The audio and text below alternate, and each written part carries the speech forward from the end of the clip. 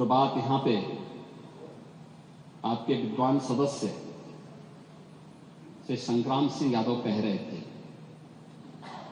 उन्होंने पुराणों की बात की, लेकिन वो पुराण की बात नहीं थी, वह तुलसीदास जी की रामचरितमानस में उल्लेख किया गया है। को कहे सकई प्रयाग प्रभाव, कलुष कुंज कुंचर लगराओ, अस तीरथ पति देख सुहावा, सुख सागर रघुवर सुख पावा। ये तुलसीदास जी के रामचरितमानस का है, पुराणों का नहीं है। पुराणों में संदर्भ है, महापुरुष श्रीमद् भागवत महापुराण का मैंने उल्लेख किया ही, और रामचरितमानस में भी इन बातों का उल्लेख इन भावनाओं के रूप में किया गया है। और हम उत्तर प्रदेश वासियों को खासतौर पर इस पर गौरव की अनुभूति भी करनी चाहिए। इस बड़े आयोजन के साथ हम सभी को जोड़ने का अवसर प्राप्त हुआ है, और इसलिए मैं इस बात को कह रहा हूं क्योंकि यह आयोजन हमारे लिए बहुत महत्व रखता है। यहां हमारी पार्टियां हो सकती, ये सत्ता पक्ष होगा, वो विपक्ष होगा, अलग अलग पार्टियां होंगी। उत्तर प्रदेश से बाहर हम जब जाएंगे तो उत्तर प्रदेश वासी के रूप में लोग हमें हमारी पहचान देते हैं। अच्छा काम करेंगे, सम्मान मिलेगा। एक भी व्यक्ति यहां के नाम पे गलत काम करेगा, यहां की सरकार गलत काम करेगी, तो उसके यहां पर भले ही हम उस गलत काम को कितना भी सपोर्ट करें, लेकिन बाहर जनता हमें नहीं बख्शने वाली है, इस बात को रखना। और 2017 के पहले उत्तर प्रदेश के अंदर की छवि यही थी। उत्तर प्रदेश के लोगों के सामने परसेप्शन का जो संकट खड़ा किया था, पहचान का जो संकट खड़ा किया था, वह उन्हीं दुष्प्रवृत्तियों के कारण खड़ा हुआ था। हम लोगों ने पिछले 8 वर्ष में डबल इंजन की सरकार ने जो उत्तर प्रदेश के परसेप्शन को बदला है, इस परसेप्शन का परिणाम है कि आज उत्तर प्रदेश का वासी कोई भी उत्तर प्रदेश के बाहर जाएगा, देश में जाएगा, दुनिया में जाएगा, तो जरूर सम्मान पाएगा। आज उसका कोई अपमान नहीं करता। लोग सम्मान की निगाहों से देखते हैं, लोग सम्मान की निगाहों से देखते हैं।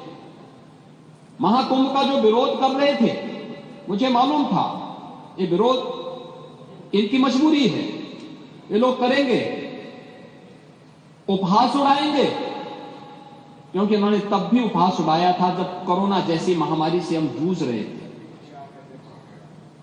24-25 करोड़ जनता को हम लोग जब बचाने की कवायद कर रहे थे, प्रधानमंत्री मोदी जी के नेतृत्व में कोविड प्रबंधन का एक बेहतरीन उदाहरण प्रस्तुत कर रहे थे, तब भी वे उपहास उड़ा रहे थे।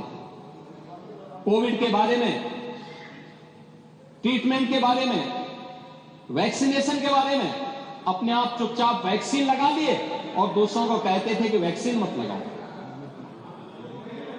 वैक्सीन को कहते थे बीजेपी वैक्सीन है।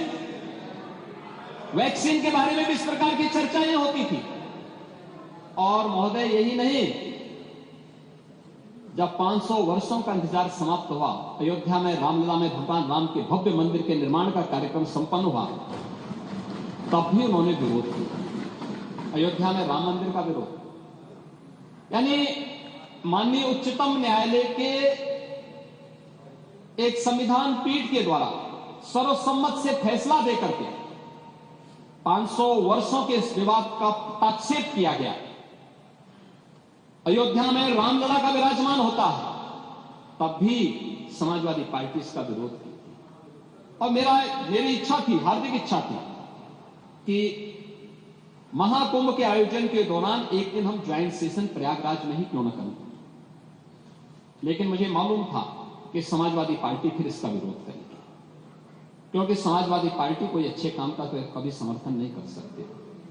नहीं, देखिए, हमने अयोध्या में राम जन्मभूमि दर्शन करने के लिए जब इसी सदन में प्रस्ताव आप लोगों ने दिया, तो आपके प्रस्ताव पर अध्यक्ष ने सहमति दी, दोनों सदनों के सभी सदस्य जाने को तत्पर हुए, समाजवादी पार्टी वॉकआउट कर गई। नहीं, आपका नहीं भाई, शिवपाल जी तो नहीं जा पाते, शिवपाल जी का तो रास्ता नहीं है, चच्चू तो जो है यहां से पश्चिम की तरफ जाते हैं।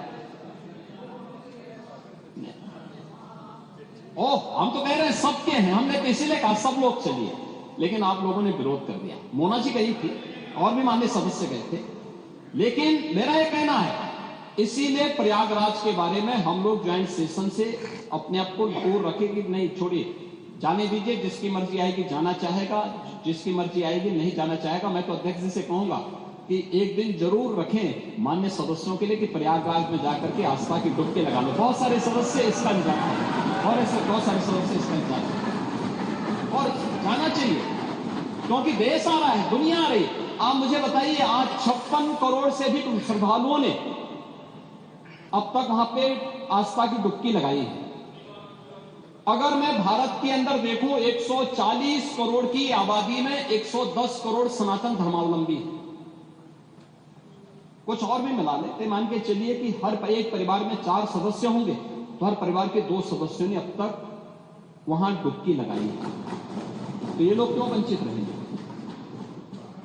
ये क्यों वंचित रहना चाहिए? जो अगर बहुत सारे लोग इंतजार कर रहे होंगे कि हो सकता है कि यहां पे कोई हम सेशन कर लें, मेरा कहना है कि एक अवसर मिलना चाहिए मान्य सदस्यों को वहां पे जाकर के व्यवस्था की डुबकी लगाएं। महोदय, इसके बारे में बहुत सारे दुष्प्रचार किए गए और बहुत सारी चीजें उन पर मैं भी उसी पे मैं चर्चा करूंगा।